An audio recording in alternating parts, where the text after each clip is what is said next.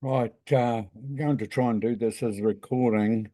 Um, this is a presentation I've put together. It's a brief on possibly growing, harvesting, cost methods and comparisons of industrial hemp. I start off, like I always do, by saying I'm no expert, but here's what I think I've learned or know. Hemp doesn't get you high, it gets you healthy. There is hope for hemp and a big New Zealand cure all round. And I'll go through it and see what it comes out like, and we'll go from there.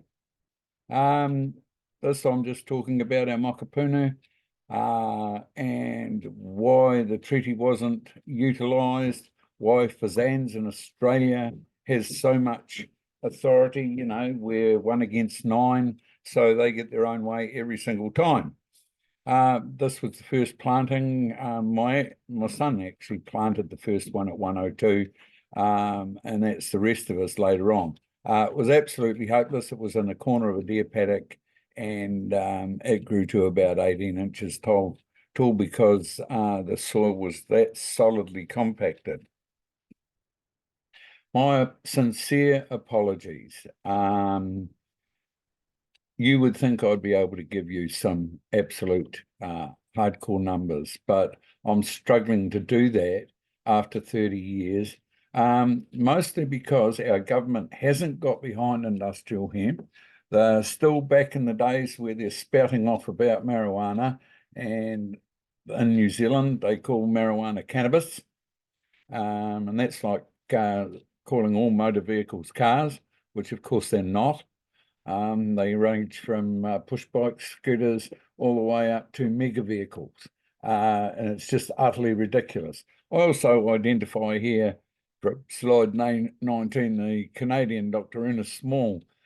He's the reason that the THC level in industrial hemp around the world is set at somewhere around 0.3%.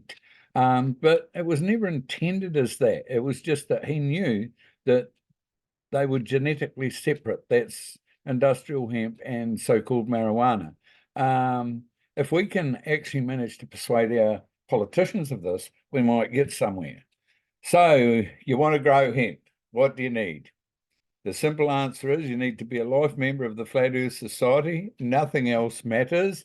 If you're not a life member of the Flat Earth Society, you will go crazy.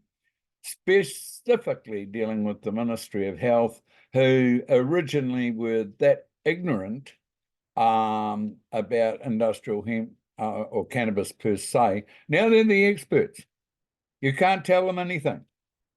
Roots, you require a license to grow hemp roots and possess them. Why? Nobody in the history of the world has been taken to court over hemp or marijuana roots. Why would they be? And our High Court says there is no usable cannabis in the generic use of the word in New Zealand in it, i.e. no drug. End of story.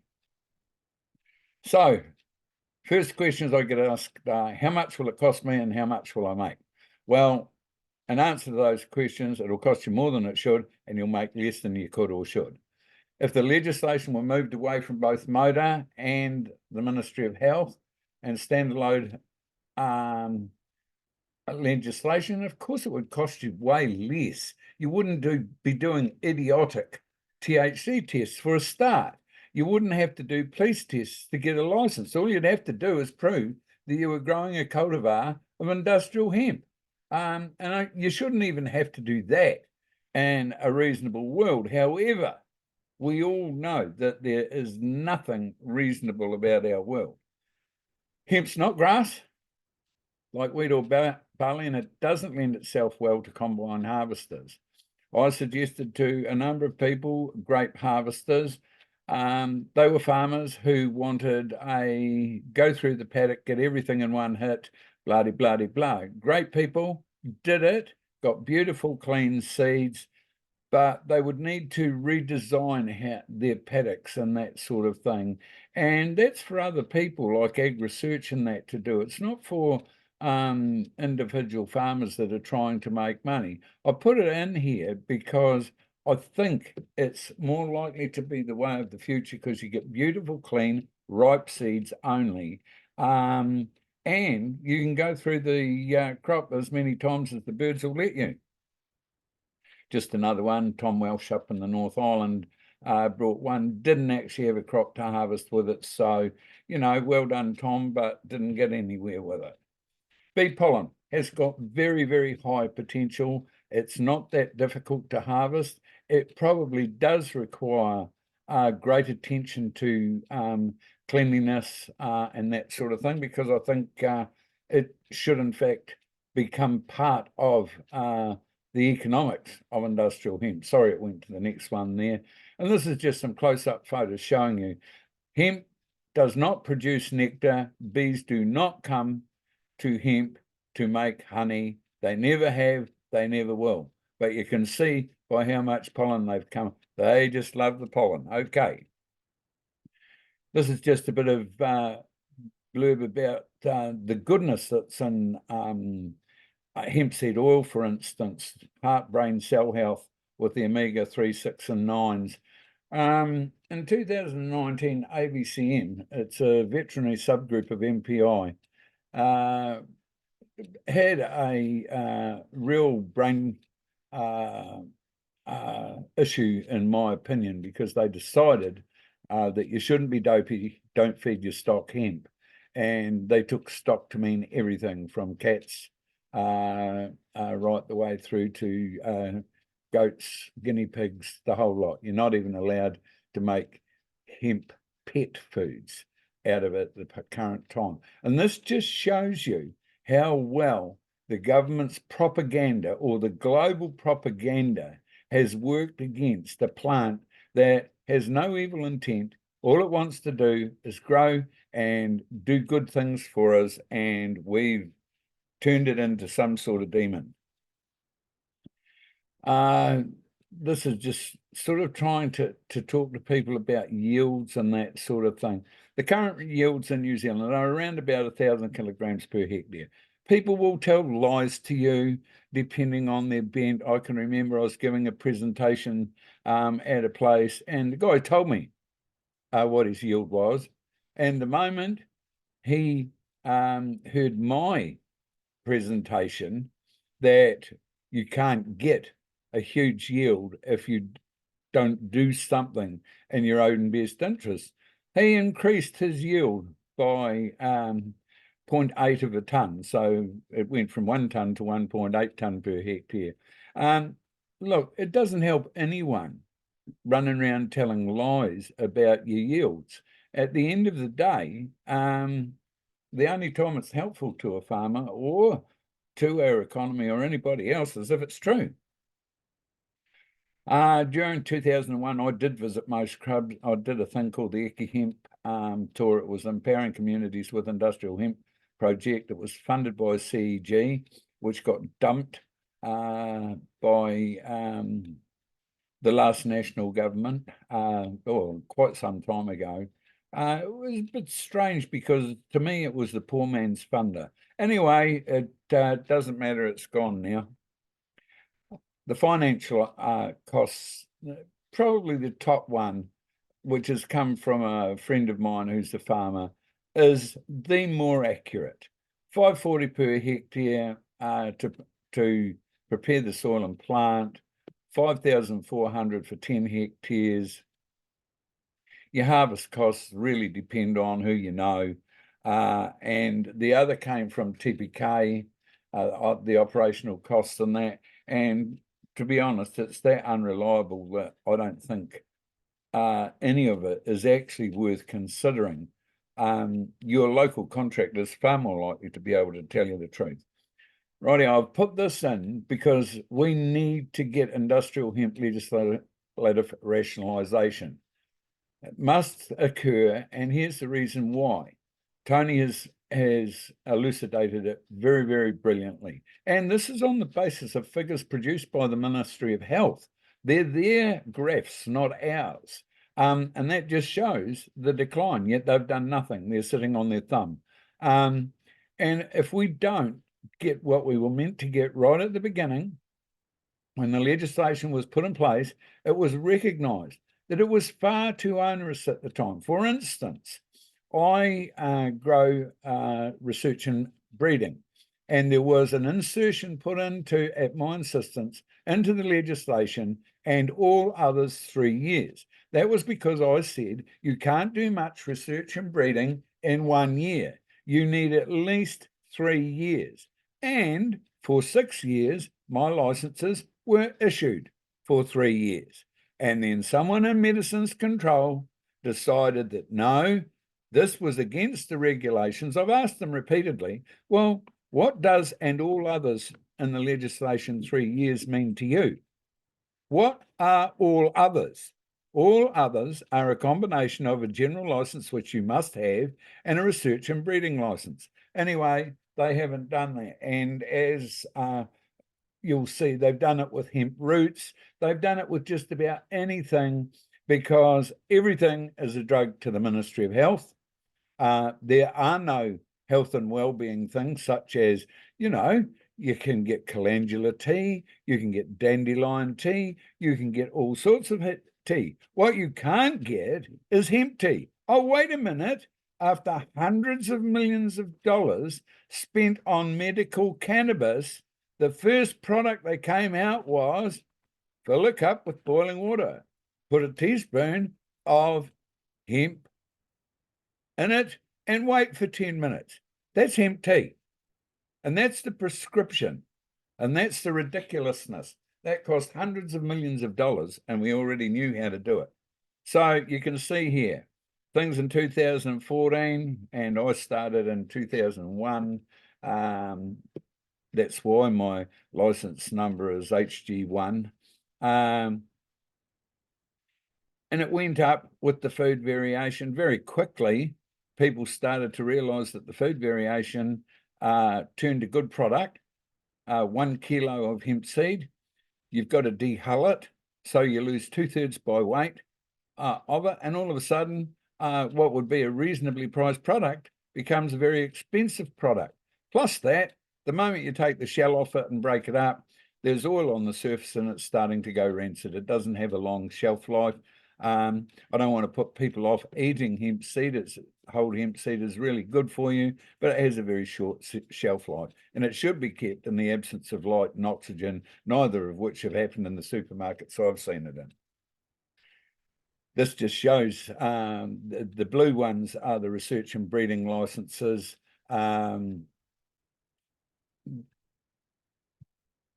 this is Tony's prediction of where we'll wind up in 5 or 6 years. And I think never has a truer word been spoken. And he quite rightfully points out that this should have triggered a bureaucratic reaction. They should be going to their minister and saying that they need to do something about this. Their response at the Hemp Liaison Group meeting was that they would be doing nothing. Now I'm going to talk about my own seed stock. I'm Mad Mac, or DJ Macintosh. I started off with Aotearoa 1, and you can see the dates there of when they've got approved. You're not silly, I'm not going to repeat them. This genetic markers, or SNPs, I'm very keen on this. I don't like the current system that we've got in New Zealand or anywhere around the world. And I would like it to be really simple at the moment. Because it's not widely used, it's quite expensive. But I would say that, like everything, it will get significantly cheaper if it becomes a standard in the industry. This is just information about the seed stock, Aotearoa 1, and it's I originally got this off a Professor McPartland, who wrote Hemp Pests and Diseases, or co-wrote it. The current cultivar is very, very distinctly different from that, but also very distinctly different from any other cultivars available in New Zealand, given the original source of it. And of course, I would say it is now a generic landrace New Zealand cultivar. Preparation, I do things differently to most people. I do talk about sprays down the bottom here. That's because a lot of farmers do use sprays, but myself, I think their days are numbered. I certainly hope they are. Planting, really, it's important to get the soil right, plant at a depth of 3.2 centimetres. This has been proven to be best for the stability of the plant and winds, etc. Down here, mine only grow to a height of about 2 metres. The further north you go, every degree you go north, add half a metre in height. Feeding, well, I'm a great believer in feeding them humic acid, which is rotting plant material or sheep shit or cow shit or horse shit, and the harvest, light green seeds to be seen, yellow in the bird's belly and brown on the ground. Right, this is Aotearoa 1. It has the most variation of all the cultivars, which is where the other cultivars came from. They are all in Aotearoa 1 and have been separated out. This is my super cultivar. It's easy to get well over a kilo of seeds per plant. Of course, you can see by looking at that, you've got to allow the plant to express itself.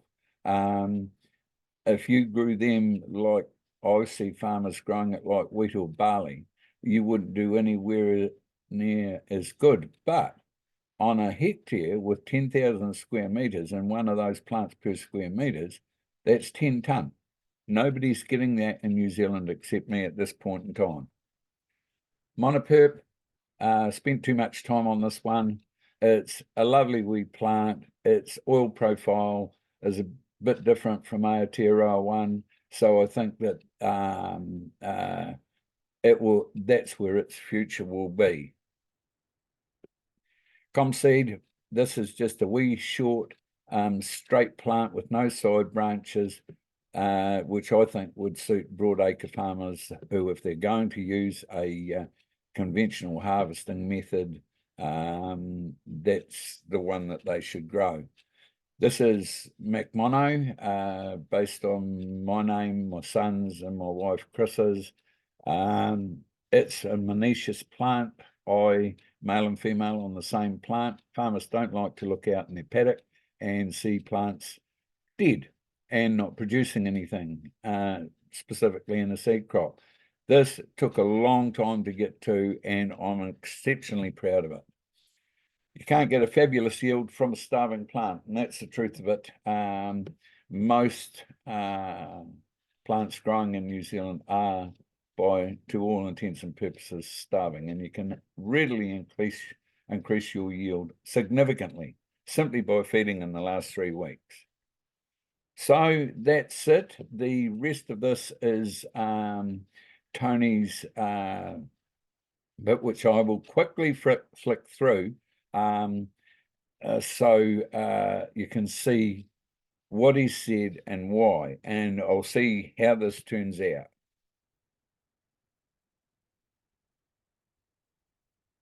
And you can see he's very clear at the 10-year mark. It should have been reviewed and revised, and it hasn't been.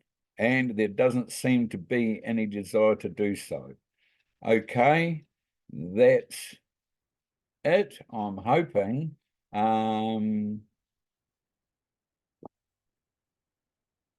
Oh, that's their affidavits.